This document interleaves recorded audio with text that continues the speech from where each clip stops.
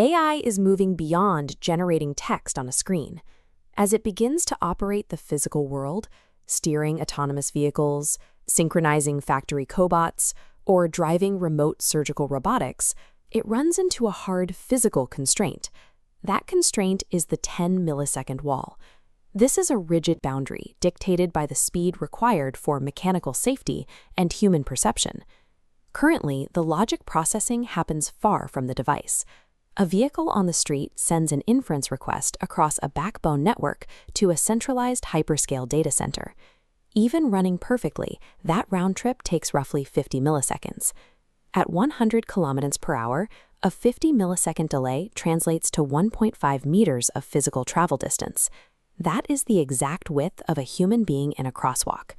The exact same limit applies in an industrial or medical setting.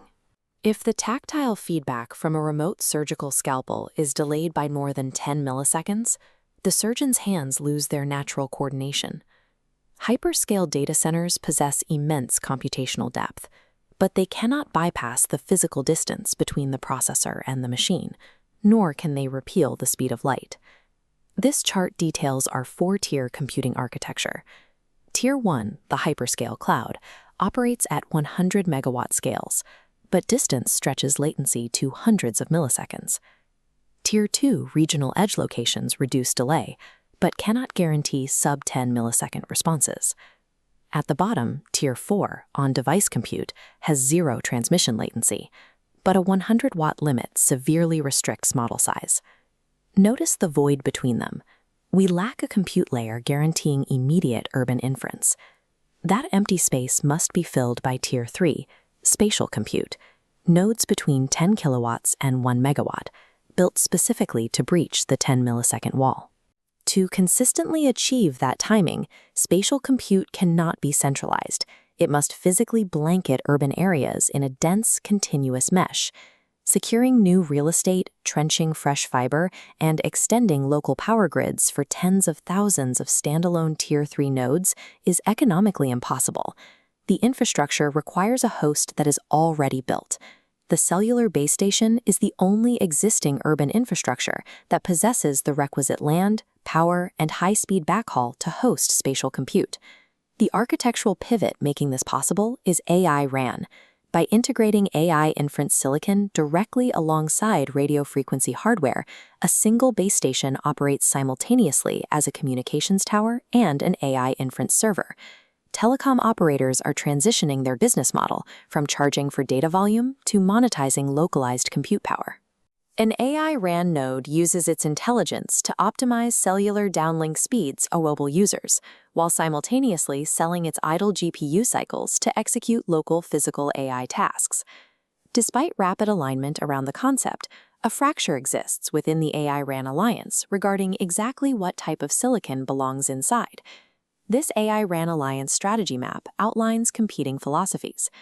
Nokia relies entirely on NVIDIA GPUs inside their base stations. Opposite them, Ericsson insists on custom silicon to avoid NVIDIA vendor lock-in. Meanwhile, Qualcomm offers a hybrid approach with dedicated inference cards and intelligent network controllers. Outside the alliance, Intel maintains a contrarian stance, betting that existing general-purpose CPUs can manage the AI workload without requiring specialized silicon. The hardware standard is violently contested, but the architectural conversion of the base station is permanent. However, the success of this shift relies entirely on geographic density. Network simulations reveal a strict mathematical threshold for spatial compute. 30% of a city's base stations must host AI silicon to guarantee a median urban latency below 10 milliseconds. South Korea serves as the primary global proving ground for this physical deployment. This chart compares infrastructural baselines. South Korea packs 200,000 5G base stations, achieving 2.0 nodes per square kilometer. Sweden's larger landmass drops density to just 0.02, and the United States' vast geography dilutes its 300,000 towers into a negligible 0.03 nodes per square kilometer. Applying the 30% AI RAN deployment rule reveals vastly different capabilities. In the US, outfitting 30% of towers yields isolated nodes spread too thin. In South Korea, that identical rate yields 60,000 active nodes, creating a continuous sub-10 millisecond overlapping mesh. Data center scale cannot compensate for a lack of physical density. This density disparity accelerates the spatial loop's activation by 2 to 3 years. As South Korea already possesses the tower mesh others must still build. Geographical proximity solves the distance problem, but it introduces a strict thermodynamic limit. Extreme node density is useless if the inference silicon exceeds the power capacity of the base station itself. A Tier 3 spatial node operates within a rigid 10 to 1,000 kilowatt thermal envelope. Hyperscale data centers have the luxury of 100 megawatt allowances and industrial cooling loops. Standard AI GPUs designed for those environments cannot be forcefully copied into the confined cabinets of cellular towers. At the spatial edge, absolute computing performance, measured in TOPS, must be strictly subordinated to power efficiency, or TOPS per watt. NVIDIA's Jetson Thor boasts massive raw performance, but deploying it in mass risks severe thermal overhead, alongside the complications of CUDA ecosystem lock-in. Tesla is taking a divergent path with its AI5 strategy. They abandoned separate training and inference architectures to build highly customized, ultra-efficient silicon specifically tuned to execute vehicular and robotic physical AI.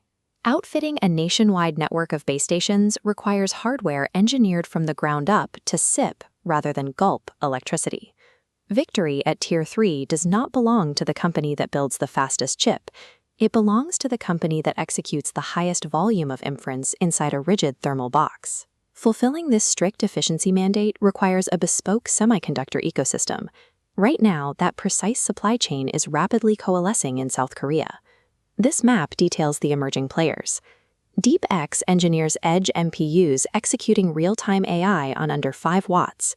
HyperXL abandons power-hungry HBM for LPDDR5X to drastically cut thermal output. Crucially, these startups are deeply integrated into the R&D pipelines of massive hardware OEMs. Direct operational pairings are already set. LG is co-developing with HyperXL, Hyundai is deploying DeepX, and SKT is absorbing Rebellions. This creates a fully realized spatial loop. Domestic telecom companies provide the dense physical towers, local startups design the low-power chips, and industrial conglomerates build the robotic endpoints. Housing all components of this Tier 3 architecture within a single geographic and corporate ecosystem dramatically lowers the friction of deployment. Real-time physical AI will not begin in an isolated desert hyperscale campus. It will awaken first in the hyperdense, highly integrated spatial networks of cities structurally designed to support it.